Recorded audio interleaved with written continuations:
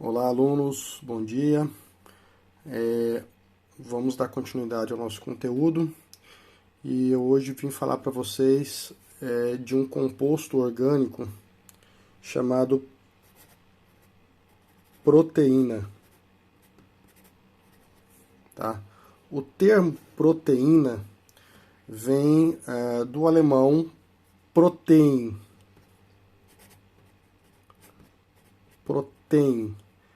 que no grego significa primeiro, primitivo.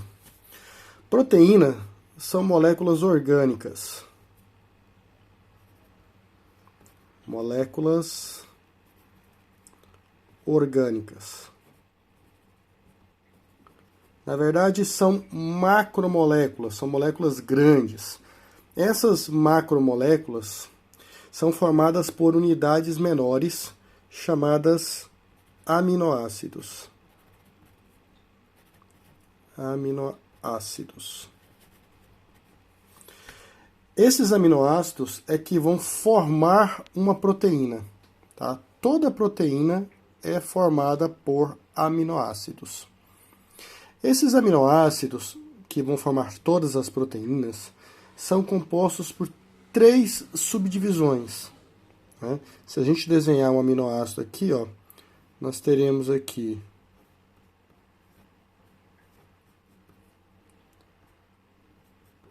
o carbono ligado a nitrogênio.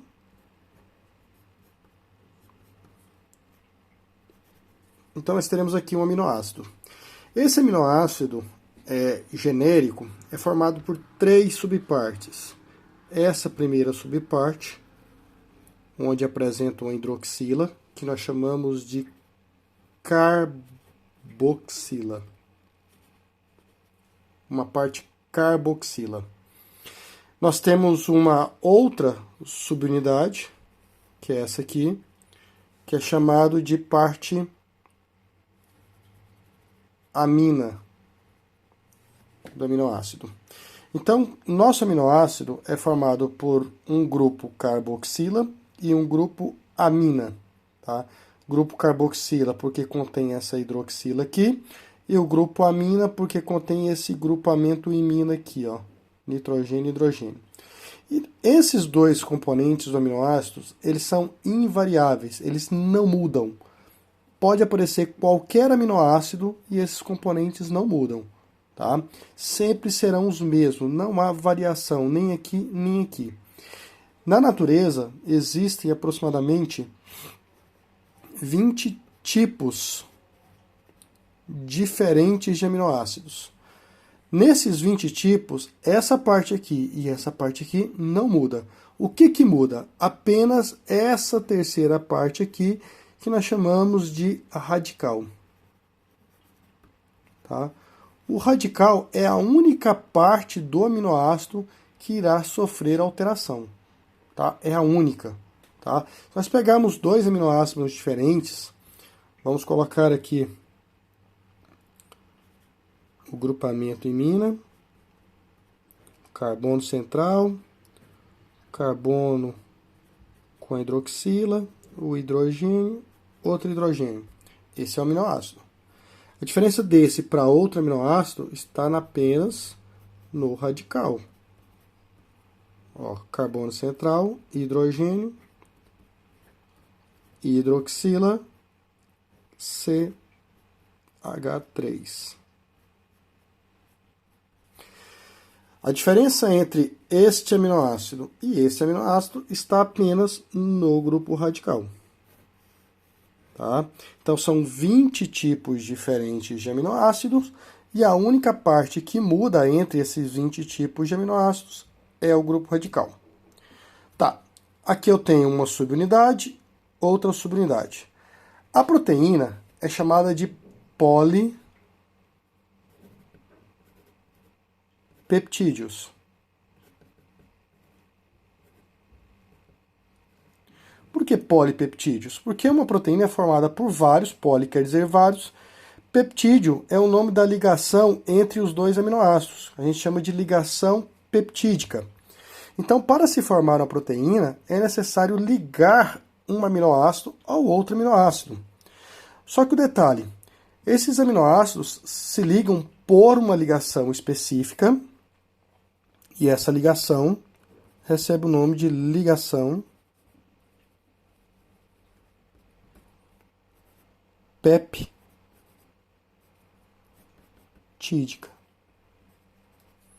Esse é o nome da ligação química. Ligação peptídica.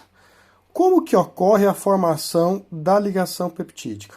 Ocorre com a ligação entre um grupo carboxila de um aminoácido com um grupo amina do outro aminoácido. Por isso que essas duas partes são invariáveis. Por quê? Para que se forme a ligação peptídica, é necessário que o grupo carboxila de um se ligue ao grupo amina do outro. Aqui, ó. Grupo carboxila de um se liga ao grupo amina do outro. Como ocorre essa ligação entre esses dois componentes? Vamos lá. Então vamos, deixa eu virar a câmera aqui para ficar mais fácil para nós. Então aqui, vamos lá. Então nós teremos aqui um aminoácido, vou desenhar aqui, ó, carbono central, ligado à dupla O. Aqui nós temos a hidroxila, aqui nós temos o NH2. Vamos ligar aqui e aqui. Tá, um aminoácido, o outro aminoácido. Nitrogênio, carbono central. O outro carbono, ligado à dupla O, mais o H. Aqui. Então nós temos dois aminoácidos aqui. A ligação peptídica se dá pela ligação entre este componente com este componente. Só que do jeito que está aqui, não ocorre ligação. Por que não ocorre ligação? Porque o nitrogênio estável faz 3 ligações químicas. O carbono estável faz 4 ligações químicas. Se nós contarmos, o nitrogênio está fazendo 1, 2, 3 ligações. Então ele está estável. O carbono está fazendo 1, 2, 3, 4. Então ele está estável.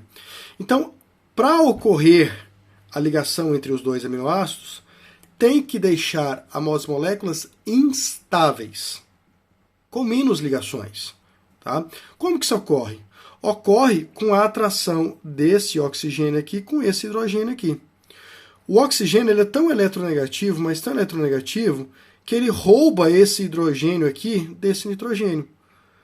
Essa ligação aqui, ó, que acontece com a aproximação entre os dois aminoácidos, forma uma molécula de água. H2O. E se desprende das duas moléculas. Então a ligação peptídica ocorre por meio de desidratação da molécula. Então eu tenho que desidratar a molécula para formar a ligação peptídica. Desidratando, vamos passar para cá. Vamos desenhar novamente o nosso aminoácido. Então aqui, desidratando.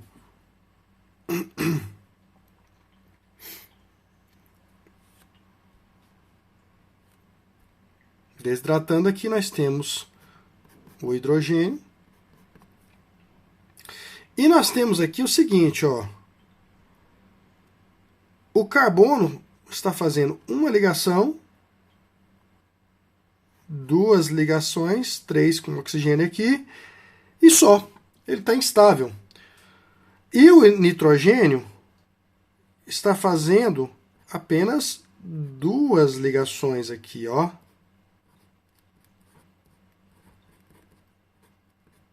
Olha só. O nitrogênio fazendo 2 ligações. Então, para que esse nitrogênio se torne estável, ele precisa de 3 ligações químicas. O carbono, para ficar estável, aqui está fazendo 3, ele precisa de 4 ligações químicas. Então, o que nós vamos fazer? Ocorre uma atração entre esse carbono e esse nitrogênio aqui, ó, formando uma ligação química. Daí o nitrogênio fica com 3 ligações e fica estável. O carbono fica com 4 ligações e fica estável, unindo este aminoácido a este aminoácido aqui. Para que isso ocorra, tem que haver a perda de uma molécula de água. Então, a ligação peptídica sempre irá ocorrer por meio de desidratação das moléculas. É assim que funciona. Então, sempre, sempre, sempre, uma proteína vai ter a parte amina de um aminoácido ligada à parte carboxila do outro, e assim sucessivamente. A menor proteína tem aproximadamente 20 aminoácidos, e assim vai até ter centenas, milhares de aminoácidos ligados um ao outro, formando o que nós chamamos de polipeptídeo. Tá? É assim que se forma uma proteína, por meio de desidratação da molécula. A cada 2 aminoácidos, ó, tem um aminoácido aqui e o outro aqui. A cada 2 aminoácidos eu formo uma ligação peptídica. Se eu tiver um outro aminoácido aqui ligado, eu terei 3 aminoácidos, 2 ligações peptídicas e assim sucessivamente. Ok? Sempre numa proteína, sempre, sempre, sempre, eu vou ter um lado da proteína finalizando com a parte amina e o outro lado finalizando com a parte carboxila. Essas partes finais da proteína eu dou o nome de carboxiterminal e aminoterminal. Sempre. Se tiver 3.000 aminoácidos, eu vou ter um lado carboxiterminal e um lado aminoterminal. Se eu tiver 200 aminoácidos na proteína, eu vou ter um lado carboxiterminal e um lado aminoterminal. Ok? Então, sempre, sempre, sempre, uma proteína se forma por ligação peptídica, e essa ligação peptídica ocorre por meio de desidratação da molécula. Certo? Esses aminoácidos, como eu havia falado, são 20 tipos de aminoácidos. Tá? Desses, alguns são considerados naturais e outros são considerados essenciais. Aminoácidos naturais são aqueles que o corpo produz. O corpo produz. Aminoácidos essenciais são aqueles que o corpo não produz.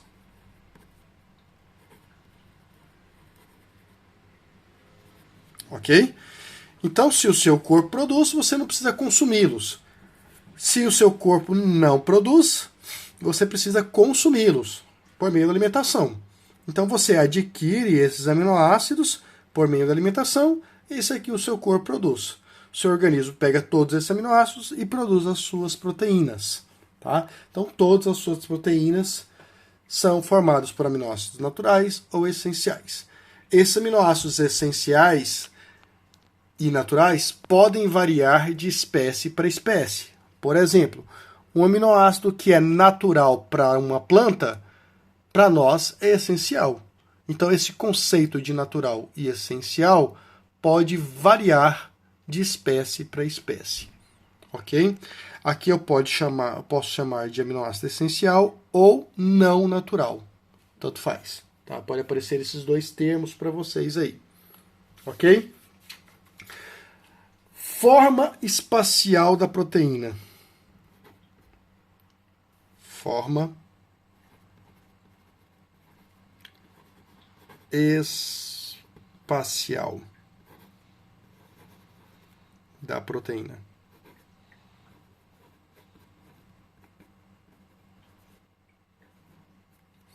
Ok? A forma da proteína, existem 4 morfologias da proteína, forma espacial da proteína, existem 4 tipos. Primária,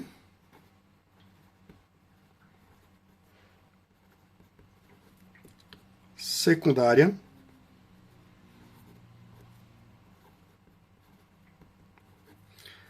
terciária,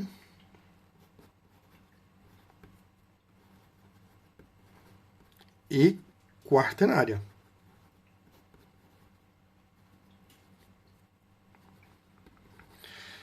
Essas formas da proteína variam dependendo do tipo espacial que ela apresenta, o arranjo que ela tem no ambiente. Tá? Nem todas as proteínas vão apresentar as 4 estruturas espaciais. Isso pode variar de proteína para proteína. A estrutura primária, aqui colocada em 1, ela é formada diretamente pelas ligações peptídicas. Então, quando o aminoácido se liga a outro aminoácido, que se liga a outro aminoácido, que se liga a outro aminoácido, formam a estrutura primária.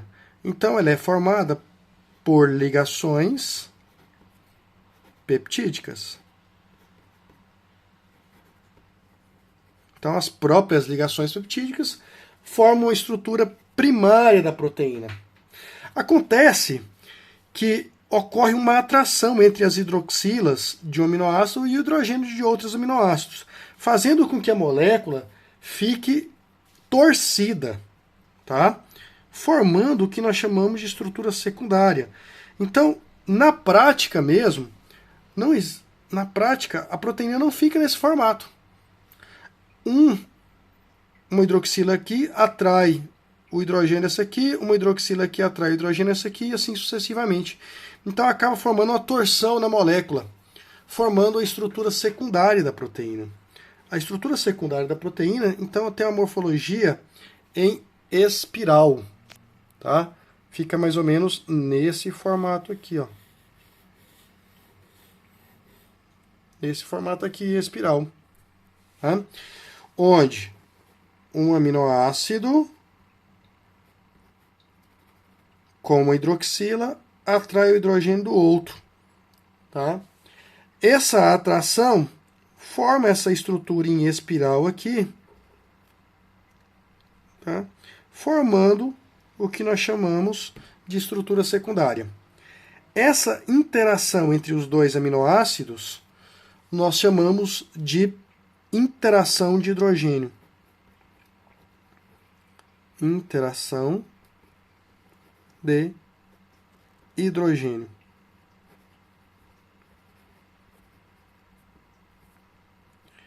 É uma interação que ocorre entre o hidrogênio de um aminoácido e o oxigênio da hidroxila do outro aminoácido, formando essa torção na molécula, tendo arranjo espacial em espiral, formando a estrutura secundária. Então, o que forma a estrutura primária são as ligações peptídicas.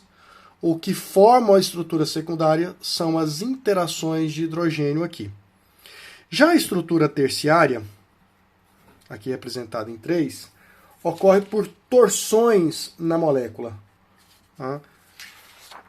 Então, nós temos aqui a estrutura secundária e, de repente, ocorre uma dobra nessa estrutura secundária. Outra dobra, outra dobra e assim por diante.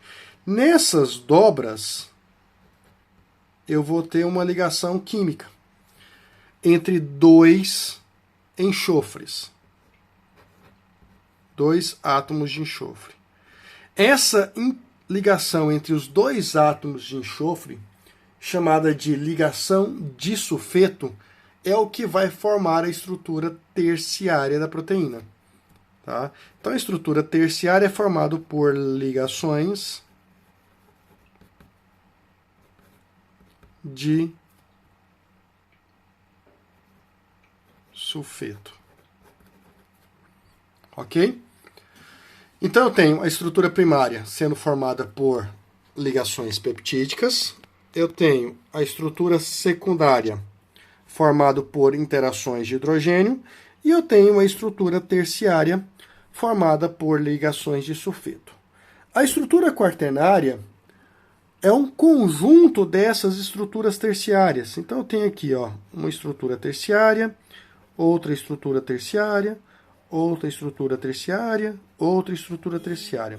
Isso acaba formando uma estrutura quaternária, que é estabilizado por um outro elemento químico aqui. O exemplo mais utilizado na biologia é esse aqui com ferro. O ferro segura as estruturas terciárias, tá? Formando o que nós chamamos de estrutura quaternária. Essa estrutura quaternária, por exemplo, é a hemoglobina. Hemoglobina. Então, nós temos ligações peptídicas formando estrutura primária, voltando aqui, ligações peptídicas formando estrutura primária, interações de hidrogênio formando estruturas secundárias, ligações de sulfeto formando estruturas terciárias e o conjunto de estruturas terciárias formando uma estrutura quaternária da proteína. Tá? Então nós temos essa classificação de acordo com a forma espacial da molécula de proteína. Ok? Então é isso, galera. Por hoje é só. Próxima aula eu vou falar um pouquinho sobre as funções da proteína, o que ela faz no seu organismo, qual a importância dessa proteína e proteínas especializadas, como por exemplo enzimas. Tá? Isso vai ficar para a próxima aula. Um grande abraço a vocês. Resolva os exercícios que eu vou postar na sala de aula. Um abraço a todos.